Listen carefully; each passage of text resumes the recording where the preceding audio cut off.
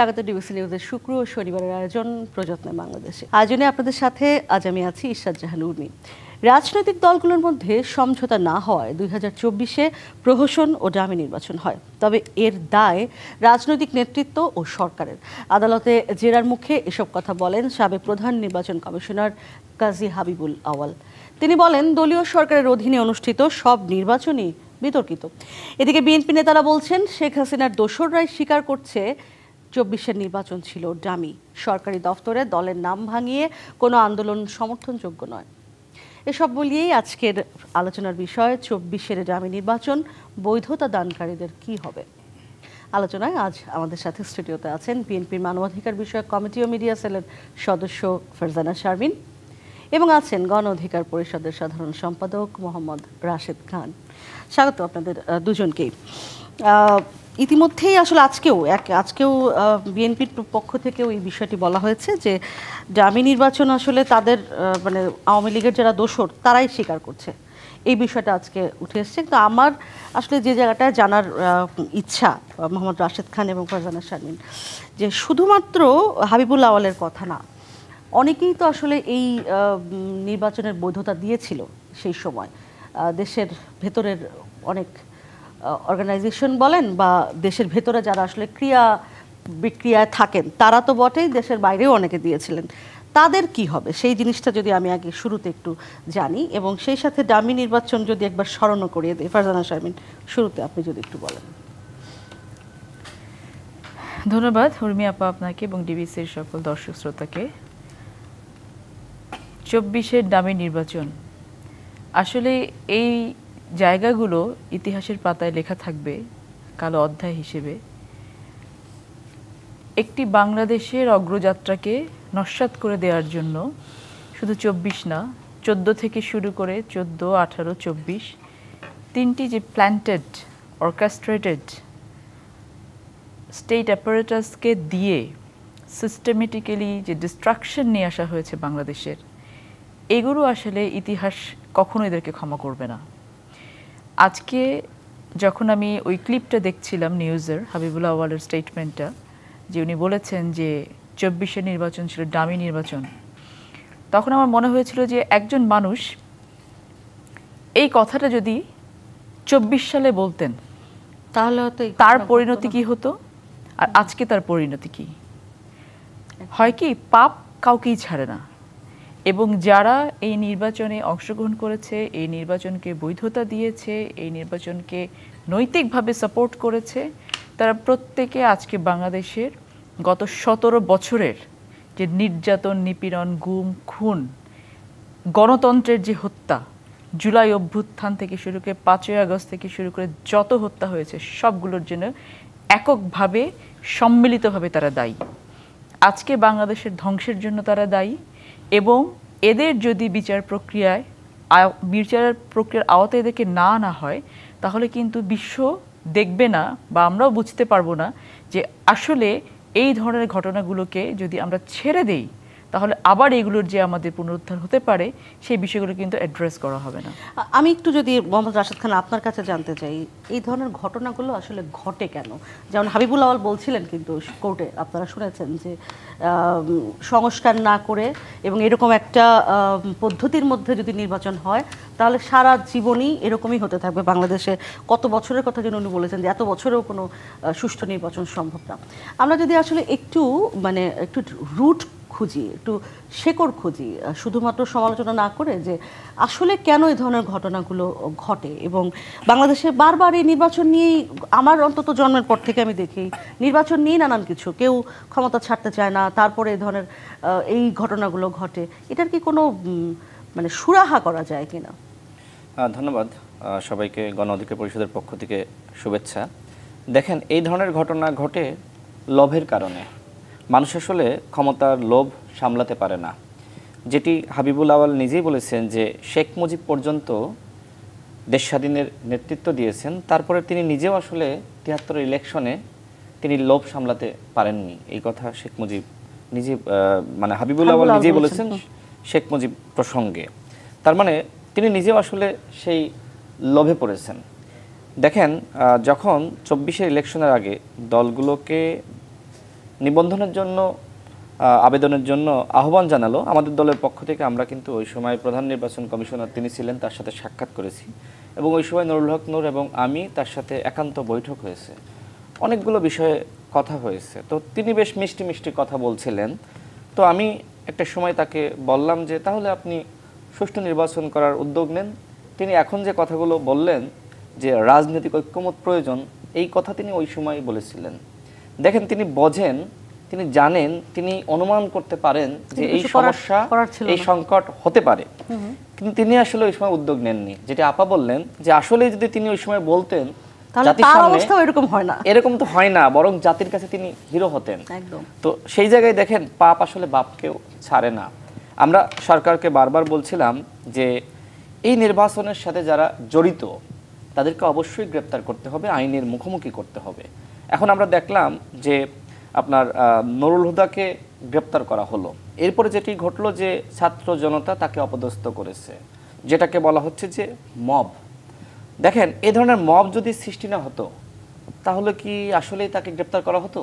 এবং তারপরে এই যে আওয়াল সাহেবকে গ্রেপ্তার করলো, সরকার যদি মানে ওই চাপটা না আসতো জনগণের কাছ থেকে, গ্রেপ্তার কিন্তু করতো না।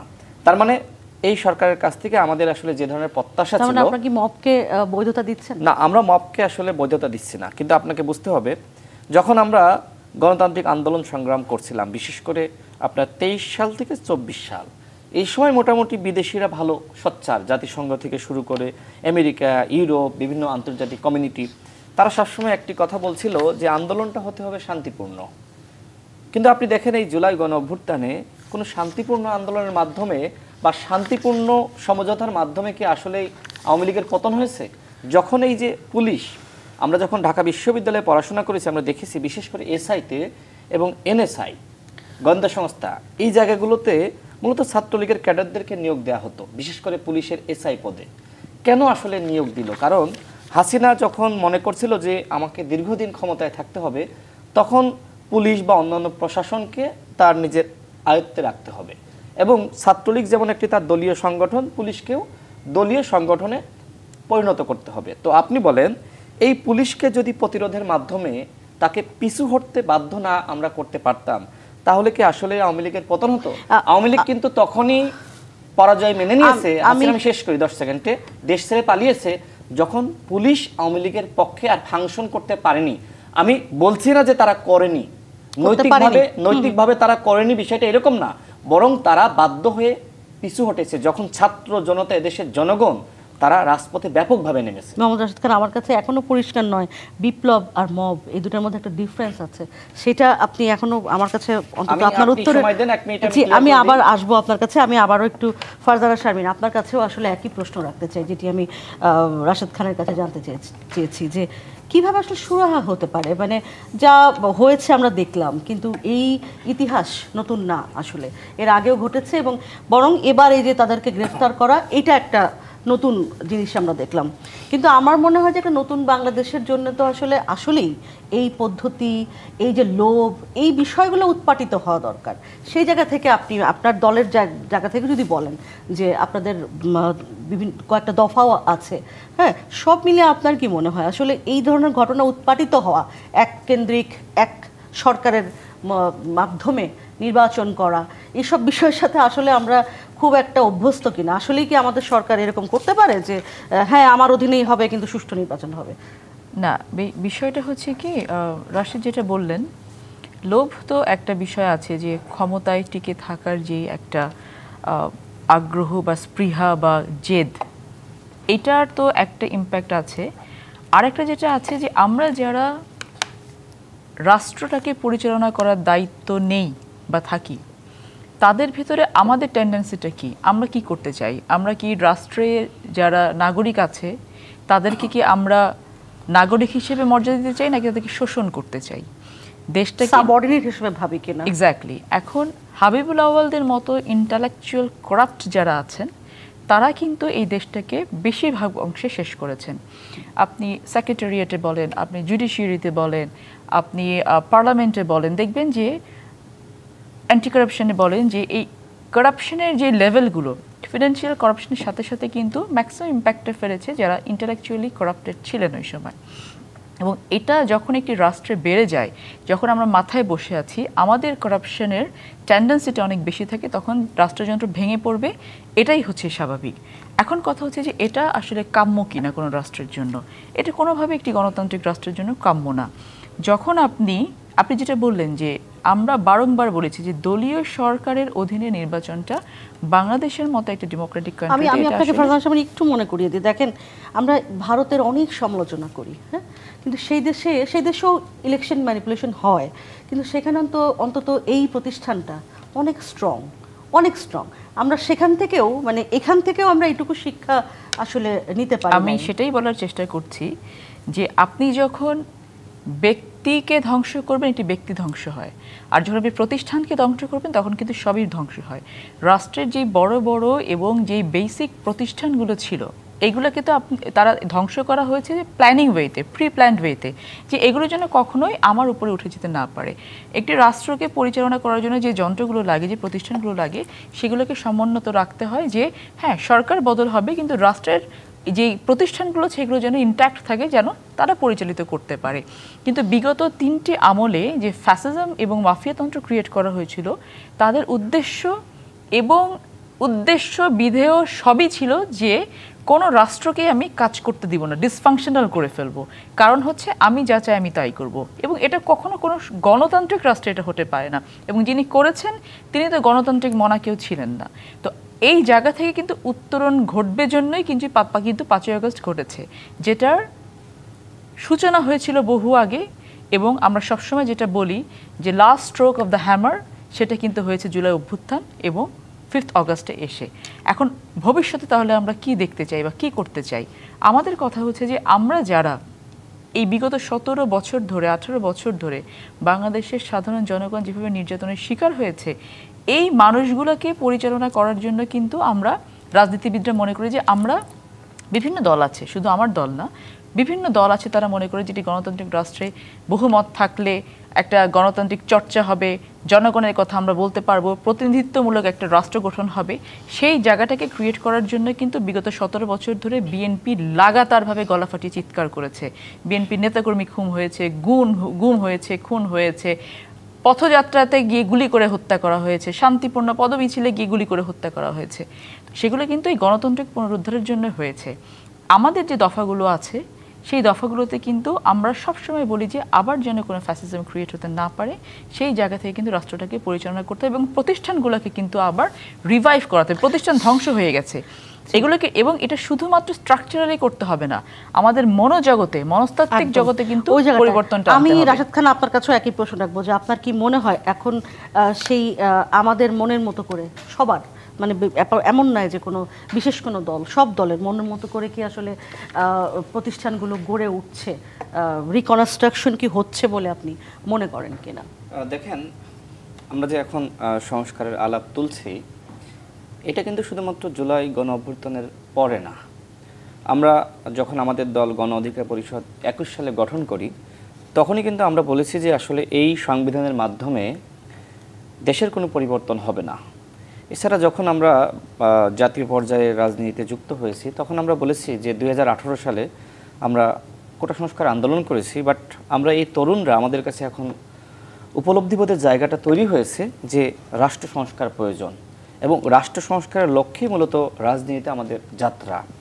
এখন যে কথা আপনি বললেন বা যে প্রশ্ন করলেন যে আমরা আসলে সেই ধরনের রিফর্ম করতে পারছি কিনা, দেখেন অভ্যুত্থানের পরে অনেক স্বপ্ন দেশের মানুষ দেখেছে যে অন্তত এই জুলাই অভ্যুত্থানে 2000 মানুষ শহীদ হয়েছে, 30,000 আহত যোদ্ধা। 71-এর পরে সবথেকে বড় সংগ্রাম বাংলাদেশের ইতিহাসে। হ্যাঁ, 90-এ অভ্যুত্থান হয়েছে, কিন্তু এত মানুষ মারা যায়নি। সেনা সমর্থিত ফখরুদ্দিন মঈনুদ্দিনের বিরুদ্ধে আন্দোলন হয়েছে, কিন্তু এত মানুষ মারা যায়নি। এছাড়া আপনার 69-এর যে গণ অভ্যুত্থান দেশ স্বাধীনের আগে, তখনও এত মানুষ মারা যায়নি। তার মানে 71-এর পরে সবথেকে বড় একটি সংগ্রাম 24-এর সংগ্রাম। এবং এই যে এইবার এই সংগ্রামে কিন্তু যখন এক দফার ঘোষণা আসে, তখন কিন্তু ছাত্র জনতার পক্ষ থেকে যেটি বলা হচ্ছিল যে শুধুমাত্র হাসিনার পতন না, হাসিনার পতনের পাশাপাশি ফ্যাসিবাদী ব্যবস্থার পতন। তার মানে এই যে ফ্যাসিবাদী ব্যবস্থার পতন মানেই রিফর্ম, মানে রাষ্ট্র সংস্কার। কিন্তু এখনো পর্যন্ত আসলে রাষ্ট্র সংস্কারটা শুরু হয়নি, যেটি আমাদের মাননীয় প্রধান উপদেষ্টা নিজেই বলেছেন। কিন্তু সরকার যদি অভ্যুত্থানের পরপর যেমন নির্বাচন কমিশনকে পুরোপুরি স্বাধীন করে দেওয়া, কিন্তু এখনো পর্যন্ত নির্বাচন কমিশন কিন্তু পুরোপুরি স্বাধীন নয়। আপনি যেটি নিজেই ভারতের প্রসঙ্গ আনলেন, দেখেন বাংলাদেশে যে নির্বাচনী ব্যবস্থা ধ্বংস হয়েছে কেন, কি কারণে, এর পিছনে আসলে রাঘব বোয়াল কারা ছিল? শুধু কি আওয়ামী লীগ? না, আওয়ামী লীগকে ব্যবহার করে এদেশের সমস্ত প্রতিষ্ঠানকে ধ্বংস করেছে ভারত। ভারত নিজের দেশের নির্বাচনী ব্যবস্থা ঠিক রেখেছে, কিন্তু বাংলাদেশে নির্বাচনী ব্যবস্থা ঠিক থাকলে ভারত এই দেশকে তার হাতের মতন করে আসলে ব্যবহার করতে পারবে না, নাটায় ঘোরাইতে পারবে না। যে কারণে প্রথমত ভারত যেটি করেছে, বাংলাদেশের নির্বাচনী ব্যবস্থাকে ধ্বংস করেছে, এবং একই সাথে বাংলাদেশের বিচার বিভাগকে কিভাবে ধ্বংস করেছে আপনি নিশ্চয়ই জানেন। ভারত করেছে, এগুলো সব ভারতের আমি মোহাম্মদ রাশেদ খান এবং ফারজানা সাহেবের একটা ব্রেকের সময় পৌঁছে গেছে। ফিরে এসে আসলে এই কাজগুলো কিভাবে ভারত করলো সেই বিষয়টাও আমরা একটু জানতে চাই। প্রযত্ন বাংলাদেশ অনুষ্ঠানে একটা বিরতি নিচ্ছি, থাকুন আমাদের সাথে কিছু বিরতি। আবারও স্বাগত প্রযত্ন বাংলাদেশ অনুষ্ঠানে। আমাদের আজকের বিষয় 24-এর ডামি নির্বাচন, বৈধতাকারীদের কি হবে। আলোচনায় আজ আমার সাথে স্টুডিওতে আছেন বিএনপির মানবাধিকার বিষয়ক কমিটি ও মিডিয়া সেলের সদস্য ফারজানা শারমিন এবং গণ অধিকার পরিষদের সাধারণ সম্পাদক মোহাম্মদ রাশেদ খান। ফারজানা শারমিন, আমি আসলে যেটা হয় কি যে বারবারই একটা সামনের দিকে কি হবে সেই বিষয়টা খুঁজি। আমার মনে হয় শুধু আমি না, সারা দেশের মানুষই আসলে এটা খোঁজে। আবারও ওই একই জায়গায় যদি আসি, আপনার কি মনে হয়, যে প্রশ্নটা আমি রাশেদ খানকে করেছিলাম, যে প্রতিষ্ঠানগুলো আপনি বলছিলেন যে ধ্বংস করে দেওয়া হয়েছে এবং প্রতিষ্ঠান ধ্বংস হলে দীর্ঘমেয়াদে দেশের লোক ভোগে, শুধু একটা কোনো দল না বা দেশ না। আপনার কি মনে হয় যে এখন সংস্কারটা ঠিকঠাক মতো হচ্ছে এবং এখন যে নির্বাচনের যে কাঠামো, আর ফেব্রুয়ারিতে নির্বাচন, সব মিলিয়ে আপনারা কি সন্তুষ্ট মনে করেন যে হ্যাঁ এরকম দামি নির্বাচন অন্তত আর হবে না? দেখুন, কয়েকটা বিষয় এখানে কাজ করে। প্রথম কথা হচ্ছে যে আমরা যে ট্রমার মধ্যে দিয়ে গেছি, এই ট্রমা থেকে বেরিয়ে আসাটা খুব সহজ বিষয় না। যে কালচারে রাজনীতি চলেছে বিগত 17-18 বছরে, এর আগেও যে একেবারে সব আমরা মোটা দাগে যদি বলতে পারি যে 91, 96, 2001 এই নির্বাচনগুলো মোটা দাগে বলা যায় যে ক্রেডিবল ইলেকশন ছিল। এরপরে বাকিগুলো যেগুলো এসেছে প্রত্যেকটা নিয়ে অনেক বেশি ধরনের কোয়েশ্চেন ছিল, দ্বিধাদ্বন্দ্ব ছিল, জাতীয় আন্তর্জাতিকভাবে এগুলোর গ্রহণযোগ্যতা নিয়ে প্রশ্ন ছিল। তো এই জায়গাটা থেকে বেরিয়ে আসার জন্য সংস্কারের যে রিফর্মের বিষয়টা আমরা বারবার বলছি, this is not a case of matter of one day, এটা অনগোয়িং প্রসেস। শুরু করলে এটা চলতে থাকবে। এটা ডিপেন্ড করবে হচ্ছে প্রত্যেকটা রাজনৈতিক দলের সদিচ্ছার উপরে। কারণ হচ্ছে আলটিমেটলি আপনাকে কিন্তু এগুলোর ইমপ্লিমেন্টেশনের জন্য রাজনৈতিক দলগুলোর উপর আপনাকে ডিপেন্ড করতে হবে। বাংলাদেশে যতগুলো নিবন্ধিত দল আছে, অনিবন্ধিত দল আছে, যত রাজনীতি মনা ব্যক্তিবর্গ আছে, সব কিছু মিলে কি সবার সমন্বিত প্রচেষ্টাতে কিন্তু আমাদেরকে রিফর্মগুলো করতে হবে। এটা কেন আমি বলছি, একটি ক্রেডিবল নির্বাচন, ধরুন এখন যে নির্বাচন কমিশনটা আছে, এখন এই নির্বাচন কমিশনের অধীনে নির্বাচন না করে উপায়টা কি? আমাদের উপায় নেই। তাহলে এই নির্বাচন কমিটিটাকে যতখানি স্ট্রেংথেন করা যায়, যতখানি ক্রেডিবল করা যায়, সেটা করে নির্বাচনটা করতে হবে। এমনিতে এই কমিশন নিয়ে তো আপনাদের কোনো কমপ্লেইন নাই এই মুহূর্তে, আমাদের এটা নিয়ে কোনো কমপ্লেইন নাই। আমাদের কথা হচ্ছে যে আমরা 10 মাস পেরিয়ে গেছে, তো এই 10 মাসে আমরা অনেক অভিযোগ করেছি, যেগুলো যৌক্তিক অভিযোগ করেছি, যে 10 মাসে আরও অনেক কিছু এগোনো যেত, যেটা হয়তো এগোনো যায়নি। এখন আপনি যে কাজে হাত দেবেন না কেন, নির্বাচনের ছাড়া আপনি কোনো কাজকে কিন্তু যথাযোগ্য জায়গায় নিয়ে যেতে পারবেন না। সেই জন্য আমরা নির্বাচন নিয়ে বারবার বলেছি, সব কিছুর আগে আপনাকে নির্বাচনটা করে আপনাকে একটা ফরম্যাটে নিয়ে আসতে হবে দেশটাকে। দেশটা তো কোনো ফরম্যাটে নেই। সো যদি যে দলই রাষ্ট্র ক্ষমতা পরিচালনার দায়িত্বে আসুক না কেন, তার প্রাইম দায়িত্ব থাকবে হচ্ছে যে এই প্রতিষ্ঠানগুলোকে আগে ঠিক করা, তারপর এগুলোকে আস্তে আস্তে উপরের দিকে নিয়ে যাওয়া। বাকি রাজনৈতিক দলগুলোর দায়িত্ব থাকবে যারা রাষ্ট্র ক্ষমতা পরিচালনাতে আছে তাদেরকে সহযোগিতা করা, একেবারে ভালো বিরোধী দল হয়ে এবং কনসার্ন সিটিজেন হয়ে কিন্তু আমাদেরকে এই কাজগুলো করতে হবে। নাগরিক হিসেবে আমারও দায়িত্ব আছে। ভোটার হিসেবে শুধু খালি ভোট দিয়ে দায়িত্ব শেষ করে দিলাম সেটা কিন্তু না। ভোটারদের এডুকেটেড করার একটা বিষয় আছে, সামগ্রিক বিষয় নিয়ে কিন্তু এই জিনিসটা করতে হবে। আমরা যে নতুন বাংলাদেশের চিন্তা করছি, আপনি একবার চিন্তা করবেন যে দলই ক্ষমতায় আসুক না কেন, তাদের জন্য যে চ্যালেঞ্জেসগুলো সামনে আছে, ইটস হিউজ। এটা কিন্তু আপনি চিন্তা করতে লাগলে মনে হয় যে এটা কিভাবে সম্ভব হবে, এত বড় ধ্বংসাবশেষ থেকে বাংলাদেশকে তুলে নিয়ে আসা। তখন কিন্তু দেশের নাগরিকদের যে কোঅপারেশন সেটা কিন্তু প্রয়োজন হবে। সো আমি যেটা বলছি, এখনো বলছি, বারবার বলবো যে রাজনৈতিক দলগুলো সদিচ্ছাই শুধুমাত্র পারে কিন্তু আমাদের ভবিষ্যৎকে আরো অনেক বেশি উজ্জ্বল করার জন্য। আর একটা কথা খালি আমি বলবো, ভারত নিয়ে একটা কোয়েশ্চেন রাশেদ বলছিল, আপনি জিজ্ঞেস করেছিলেন যে ভারত সব করেছে কিনা। আমার কথা হচ্ছে যে আমাকে দিয়ে সবাই তো সব কিছু করাতে পারবে না, তাকে দিয়ে করানো যায় যাকে দিয়ে করানো যায়। ভারত বাংলাদেশে একটা স্ট্রাইকার ফিক্সড করেছিল, আমার দেশের ভালোর জন্য আমার যেটা ভালো আমি করব সেটা ভারত করেছে। কিন্তু আমার দেশে যিনি বসেছিলেন তিনি কি করেছেন, দেশ বিক্রি করে দিয়ে যা করার দরকার তিনি সেটা করেছেন। সো ভারত সেই সুযোগটা নিয়েছে। সো এখানে ভারতকে একটা দোষ দিয়ে তো লাভ নেই।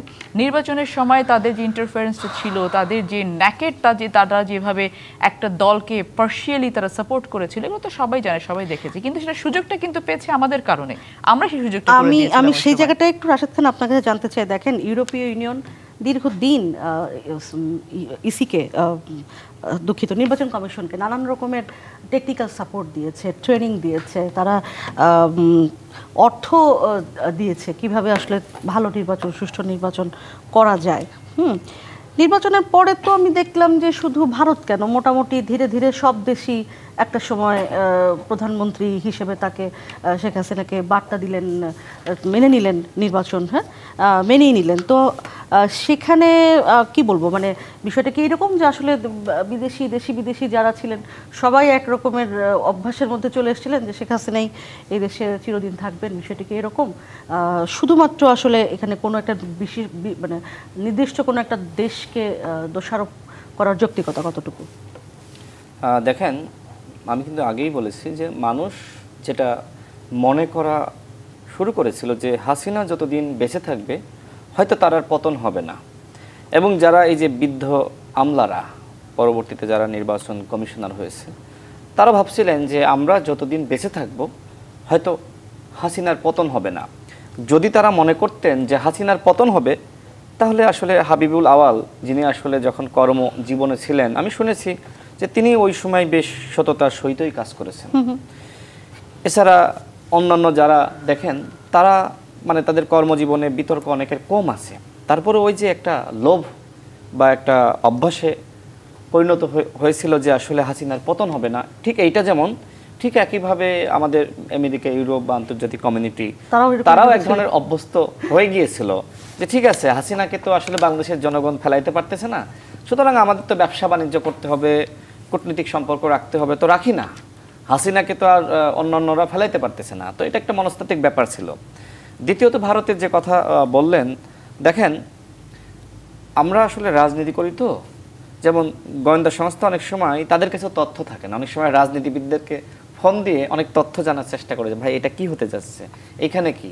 অর্থাৎ বাংলাদেশে যদি আপনি বলেন যে মানে রাজনীতিবিদদের মতন বড় গোয়েন্দা আর কেউ নাই, বা তিনি চিন্তা করেন, অবজারভেশন করেন। অনেক বৈঠক আমি দেখেছি কিন্তু আপনাদের দলের সাথে আমেরিকান ক্লাবে বা আমেরিকান দূতাবাসে অনেক বৈঠক, আমি যেহেতু এই বিটে কাজ করি আমি প্রচুর দেখেছি এই ধরনের বৈঠক হয়েছে।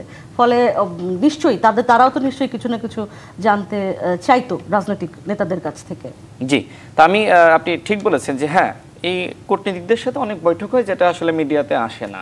মূলত তারাও কিন্তু রাজনীতিবিদদের কাছ থেকে তথ্য নেয় যে আগামীতে কি হতে যাচ্ছে। যেমন আমি দেখেছি অনেকে আসলে যারা এরকম ইনফরমেশন কালেকশন করে তারা আসলে রাজনীতিবিদদেরকেই সর্বশেষ আস্থার জায়গাটা রাখে। তো সেই জায়গায় আমার যে অবজারভেশন, মানে 18 সালের পর থেকে দেখেন প্রত্যেকটা ইস্যু আন্দোলনে কিন্তু গণ অধিকার পরিষদের বা ছাত্র অধিকার পরিষদের সক্রিয় ভূমিকা। একটা সময় যখন বড় বড় দলের নেতাকর্মীদেরকে গুম করা হয়েছে, খুন করা হয়েছে, তখন তো মাঠে কেউ থাকা বলতে সেটা আমরাই ছিলাম। ঢাকা বিশ্ববিদ্যালয়ে যদি আপনি সেই সময় থেকে দেখেন 18 সালের পর থেকে নির্যাতনের শিকার হয়েছে। তো সেই জায়গায় আমার যে অবজারভেশন, আমার যে মোটামুটি চিন্তা বা অনুমান, বা আমি বিভিন্ন জায়গা থেকে যে তথ্য পেয়েছি, বাংলাদেশ যে এই যে ধ্বংসের দ্বার প্রান্তে গিয়েছিল, প্রত্যেকটা প্রতিষ্ঠানকে ধ্বংস করা হয়েছিল, এর মূলে ছিল কিন্তু শেখ হাসিনা বা আওয়ামী লীগ না, এর মূলে ভারতের চক্রান্ত বা ষড়যন্ত্র। ভারত কখনোই চায়নি যে বাংলাদেশের জনগণ মেরুদণ্ড সোজা করে মাথা উঁচু করে বাঁচুক। বাংলাদেশের জনগণ ভারতের দাস হয়ে বসবাস করবে, ভারতকে প্রভু মনে করবে। এখন বাংলাদেশের এই জনগণকে ভারতের দাস কে বানাইতে পারবে? বিএনপি তো রাজি হয়নি, বেগম জিয়া তো রাজি হয়নি, যেটা তার বক্তব্যের মাধ্যমে কিন্তু এসেছে যে ওদের হাতে আপনার গোলামির শৃঙ্খল, আমার হাতে স্বাধীনতার পতাকা। বক্তব্য মনে হয় এরকমই ছিল। ঠিক শেখ হাসিনা কি বলেছে? ভারতকে যা দিয়েছি আজীবন মনে রাখবে। আর আমাদের উত্থানটা দেখেন, বাংলাদেশে যখন নরেন্দ্র মোদী বাংলাদেশে তার আগমন, স্বাধীনতার সুবর্ণ জয়ন্তী অনুষ্ঠানে, তখন বাংলাদেশে সবার আগে কিন্তু ছাত্র অধিকার পরিষদ, যুব অধিকার পরিষদের ব্যানারে আমরা এত বড় শক্তি না, কিন্তু বাংলাদেশে কিন্তু ওই আগমন বিরোধী যে মিছিল সেটা কিন্তু ফার্স্ট আমরা করি। সেই সময় আমাদের 64 জনকে কিন্তু গ্রেপ্তার করা হয়, আমার নামে 3টা মামলা দেওয়া হয়। এরপরে হেফাজতে ইসলাম বা অন্যান্য যে ইসলামিক দলগুলো তারা আন্দোলন করেছে। তো আমরা এইগুলো কেন করেছি? কারণ আমরা যতটুকু বুঝতাম, বিভিন্ন সময় আমাদেরকে বলা হতো, বিশেষ করে 2019 সালে ডাকসুতে যে হামলা হয়েছিল, আপনি নিশ্চয়ই মনে আছে, ডাকসুর ভিপি নুরুল হক নূর, তার রুমে আমি ছিলাম, নুরুল হক নূর ছিল। সেই সময় আমাদেরকে বলা হলো যে ভারতের বিরুদ্ধে কিছু বলা যাবে না। হামলাটা কেন হয়েছিল? ভারতে যখন এনআরসি এবং সিএএ বিরোধী আন্দোলনটা হচ্ছে, তখন আমরা ভারতের ওই সংখ্যালঘু মুসলিম জনগোষ্ঠীর পাশে আমরা দাঁড়িয়েছিলাম। তখন কি বলা হলো? ভারতের অভ্যন্তরীণ ইস্যুতে নাক গলানো যাবে না। বিভিন্ন সময় আমাদেরকে বলা হয়েছে মোদির বিরুদ্ধে কিছু বললো না, ভারতের বিরুদ্ধে কিছু বললো না। তখন আমাদের কাছে মনে হয়েছে যে ভারতের একটা ইন্টারেস্ট আছে। আমি এটিও শুনেছি যে পুলিশ প্রধান কে হবে, সেনা প্রধান কে হবে, গোয়েন্দা প্রধান কে হবে, এসবি প্রধান কে হবে, এগুলো বা নির্বাচন কমিশনের প্রধান কে হবে, এগুলো ঠিক করতো নাকি ভারত। আপনি নিশ্চয়ই শুনেছেন যে সাবেক সেনা কর্মকর্তারা এই যে আপনার বিডিআর বিদ্রোহ, এটার জন্যও কিন্তু ভারতকে দোষারোপ করে, যেটা ভারতের ষড়যন্ত্র ছিল। এদেশের সেনাবাহিনীকে মেরুদণ্ডহীন করা, সেটাও নাকি ভারতের একটা পরিকল্পনা ছিল, যেটা সাবেক সেনা কর্মকর্তারা বলে। যদিও যারা এখন সার্ভিসে আছে তারা হয়তো নানান কারণে কথা বলতে পারে না। তার মানে কি, বাংলাদেশটা যে এই 53-54 বছরে যেখানে এগিয়ে যাওয়ার কথা ছিল, মালয়েশিয়া কিন্তু ওই সমসাময়িক সময়ে স্বাধীন হয়ে অনেক এগিয়ে গেছে, একটা উন্নত বা উন্নয়নশীল রাষ্ট্রে পরিণত হয়েছে। কিন্তু আমরা কিন্তু দেখেন আমরা পিছিয়ে গিয়েছি। এখনো পর্যন্ত গণতন্ত্রের জন্য সংগ্রাম করতে হয়েছে, ন্যায় বিচারের জন্য সংগ্রাম করতে হয়েছে। সামনে কি হবে আমি জানি না, আপনিও জানেন না। রাষ্ট্র সংস্কারের আলাপটা করছে, কিন্তু 10 মাসে কিন্তু এখনো সংস্কারের ছিটেফোঁটাও হয়নি। প্রধান উপদেষ্টা নিজেই বলেছেন যে আমরা এখনো পর্যন্ত তো সংস্কার করতেই পারি নাই, আর ঐক্যমত নিয়ে কিন্তু নানান ধরনের মত পার্থক্য রয়েছে। সুতরাং কতটুকু সংস্কার হবে আমি জানি না। তবে এখনো পর্যন্ত যে ধ্বংসটা আমাদের হয়েছে, এর মূলে কিন্তু আওয়ামী লীগকে আমি মনে করি না, এর মূলে ভারত। প্রথমত ভারত, দ্বিতীয়ত আওয়ামী লীগ। আমি একটা বিরতির সময় পৌঁছে গেছি, আবারও একটা বিরতিতে ফিরবো ফারজানা শারমিনের কাছে। প্রযত্নে বাংলাদেশ অনুষ্ঠানে আবারও একটা বিরতি, ফিরছি একটু পর, থাকুন সাথে। আবারও স্বাগত প্রযত্নে বাংলাদেশ অনুষ্ঠানে। আমাদের আজকের বিষয় 24শে দামি নির্বাচন, বৈধতাকারীদের কি হবে। ফারজানা শারমিন, যে বিষয়টি আসলে আমরা বিরতির মধ্যে বলছিলাম যে আমরা যদি একটু ঐক্যমত্যে ফিরি, নির্বাচন যেহেতু সামনে এবং তার আগে ঐক্যমত্য, সংস্কার ইত্যাদি বিষয় নিয়ে কথাবার্তা হচ্ছে, এবং কোথায় কোথায় আসলে ঐক্য হলো আর কোথায় কোথায় অনৈক্য হলো সেই বিষয়গুলো। এবং আজকেই যে খবরটি বলা হচ্ছে যে বিএনপি জানতে চাচ্ছে যে সিইসির সাথে আসলে প্রধান উপদেষ্টার বৈঠকে কি আলোচনা হলো, সেটা বলার জাতির সামনে বলার দাবি আপনারা জানিয়েছেন। দাবির উত্তর পেয়েছেন কিনা, কিছু জানতে পেরেছেন কিনা? উত্তরটা যেহেতু পাবলিকলি চাওয়া হয়েছে, পাবলিকলি উত্তরটা আসবে আমরা আশা করছি। এটা শুধু আমরা না, আমরা দেশের সাধারণ জনগণও জানতে চাই আসলে প্রগ্রেসটা কি হলো, আলোচনাটা কোন পর্যায়ে গেল। কারণ সবাই তো আসলে একটা সময়ের দিকে তাকিয়ে আছে যে নির্বাচনটা আসলে কিভাবে আমরা কতটা সুন্দরভাবে ক্রেডিবলি পার্টিসিপেটরি নির্বাচনটা করা যায়। সো একটা থাকেই ইচ্ছা থাকেই জানার জন্য, আগ্রহটা থাকেই জানার জন্য, সে জায়গা থেকেই বলা হয়েছে এবং এটা প্রয়োজনও আছে। ঐক্যমতের বিষয়গুলোতে আমি এটাকে অলওয়েজ একটা গুড প্র্যাকটিস হিসেবে ধরি যে একটা টেবিলে বসে যুদ্ধ বন্ধ করা যায়। সো টেবিলে বসা মানে it's a very good approach, good practice, এটা আমাদের সবারই করা উচিত এবং আমরা করছি ইনশাল্লাহ। তো ঐক্যমত হচ্ছে বা হচ্ছে না সেটাই স্বাভাবিক। যেই যে এজেন্ডাগুলো নিয়ে আসা হচ্ছে, অনেকগুলো এজেন্ডাতে একমত হওয়াটাও খুব সহজ কোনো কাজ না, কিন্তু তারপরেও কিন্তু সবাই মিলে চেষ্টা চালাচ্ছে যে ঐক্যমতে পৌঁছানো যায়। যেমন আমার একটা জিনিস খুব খারাপ লেগেছে, যেমন বিএনপির 31 দফাতে প্রাইম মিনিস্টারের টেনিউর নিয়ে যে ইস্যুটা ছিল যে পরপর 2 বার, এবং যেটা ঐক্যমত্য কমিশন থেকে বলা হয়েছিল যে 2 বার বা 10 বছর, এই জায়গাটাতে কিন্তু বিএনপি স্ট্রিক্ট না থেকে তারা কিন্তু ঐক্যমত্য কমিশনের সাথে একাত্মতা প্রকাশ করে তারা কিন্তু বলেছে যে আমরা এই জায়গাটাতে আমাদের কোনো আপত্তি নেই। অথচ এই কনফ্লিক্টের জায়গাটার থেকে যে বিএনপি উত্তরণটা ঘটালো, এটা আমি কোনো মিডিয়াকে হাইলাইট করতে দেখিনি। আমার প্রশ্নটা হয় যে ওয়াই স্টিল নাও, আমি মিডিয়াকে অ্যাকিউজ করছি না, বাট এটা কি আসা উচিত ছিল না যে এটা একটা কনফ্লিক্টের জায়গা কিন্তু ছিল। বিএনপি যদি সমালোচনাটা তো ঠিকই নেওয়া যাচ্ছে, সমালোচনাটা করছে, হ্যাঁ, বিএনপি এটা কিন্তু অনেক বড় একটা কনফ্লিক্টের জায়গা থেকে কিন্তু বিএনপি উত্তরটা ঘটিয়ে দিয়েছে। এবং এই প্রশ্নগুলো করা হয়েছে যে তার মানে কি বিএনপি আসলে অনেক বছর থাকতে চায়, এই কারণে তারা তখন কিন্তু বলা হয়েছে। কিন্তু এখন যখন তারা এটাকে একমত হয়ে গেল এবং বলে যে নো, এটার কারণটা কি? এটার কারণটা হচ্ছে যে বিএনপি যে কোনো ধরনের ছাড় দিতে রাজি আছে দেশের স্বার্থে, দেশের জনগণের স্বার্থে, রাষ্ট্রের স্বার্থে, এবং দেশে একটি গণতান্ত্রিক পরিবেশ আবহ তৈরি করার জন্য যা যা করা দরকার বিএনপি কিন্তু হায়েস্ট লেভেলে ম্যাক্সিমাম এফোর্ট দিয়ে সেটা করছে। এবং এইটার যদি হাইলাইটটা করার পর্যন্ত কিন্তু আমি এখন পর্যন্ত দেখছি সেই টেন্ডেন্সিটার কারণেই। তো আমাদের অ্যাপ্রোচটা সবসময় হচ্ছে খুব পজিটিভ, শুরু থেকেই ছিল, এখনও আছে, ভবিষ্যতেও থাকবে। এবং আপনি তো এখন প্র্যাকটিক্যালি দেখিয়ে দিতে পারবেন না। এখন যদি বলা হয় যে বিগত দিনগুলোতে, যেটা করে কোয়েশ্চেনগুলো, বিগত দিনগুলোতে আপনারা এটা করেছেন, সামনেও তো তাই করবেন, বাইরে এখন কি করছে সেটা দেখো না। এটা দেখে তো তোমরা সামনের দিকে বুঝতে পারবা যে আসলে তাদের অ্যাপ্রোচটা কি, তাদের ইচ্ছাটা কি, তাদের ইন্টেনশনটা কি। 31টা দফা নিয়ে আমরা কতগুলো বছর ধরে মাঠে আছি, মানুষকে জানাচ্ছি, বোঝাচ্ছি এবং বলার চেষ্টা করছি যে এটা হচ্ছে ভবিষ্যৎ বাংলাদেশ গড়ার জন্য। আমি বলছি না যে ওটা হয়ে গেলে সব আমরা অ্যাকমপ্লিশ করে ফেলতে পারবো, বা এটা হয়ে গেলে বাংলাদেশ সোনার বাংলাদেশ হবে, নট লাইক দ্যাট, বাট আমরা অ্যাপ্রোচ করছি, আমরা মানুষকে আশা দিচ্ছি এবং সেই মোতাবেক আমরা কাজও করছি। সো আমাদের এই জায়গাটাতে কিন্তু আমরা খুবই অনেস্ট এবং মানুষের হয়ে কাজ করতে চাইছি। একদম শেষ পর্যায়ে আছি, রাশেদ খান, আপনি যদি একটু বলেন যে ঐক্যমত্য বিষয়টাই যেহেতু এসছি এবং সংস্কারের বিষয়, আপনার আসার জায়গাটা যদি বলেন একটা রাজনৈতিক দল হিসেবে, এবং ঐক্যমত্য অনৈক্য সব কিছু নিয়ে আপনার অবজারভেশন কি এবং কী হতে পারে? দেখেন, এইবার যদি এই রাষ্ট্রের সংস্কারটা না হয় তাহলে আগামীতে যেই ক্ষমতায় আসুক না কেন তিনি বা তারা দেশ চালাতে পারবেন না।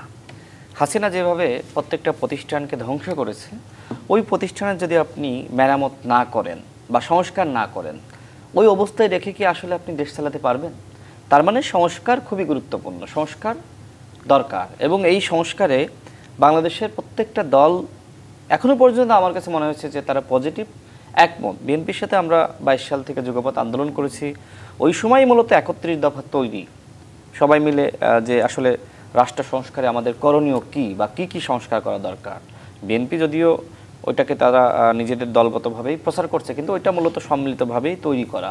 তার মানে এটা সম্মিলিত, আমরা নিজেদের দলগতভাবে প্রকাশ করিনি, আমরা বলেছি যে সকল দলের, কিন্তু আমাদের ছিল 27 দফা, তারপর কিন্তু সকল দলের সাথে কথা বলে 31 দফায় নিয়ে আসা। আমি সেটাই বলি, দেখেন তার মানে অভ্যুত্থানের আগেই মোটামুটি দলগুলো সংস্কারের ব্যাপারে পজিটিভ হয়েছে। এখন বিএনপির মতন বড় দল তারা স্বাভাবিকভাবে 10 বছরে ঐক্যমত হওয়া কিন্তু কঠিন, তারপরেও সেই জায়গাটায় এসেছে, এটা খুবই পজিটিভ একটি বিষয়। একদম কম সময় আছে, আমি শেষ করি। তবে মানে এখন মোটামুটি মনে হচ্ছে যে হ্যাঁ, হয়তো 100% সংস্কার হবে না, যেটা আপনার আমার সবার প্রত্যাশা, তবে 80% যদি আমরা ঐক্যমতে আসতে পারি তাহলে বাংলাদেশ, মানে 80% এর আশা আপনার আছে? 80% আমি মনে করি হবে, আর 20% যতটুকু হবে না সেক্ষেত্রে করণীয় কি?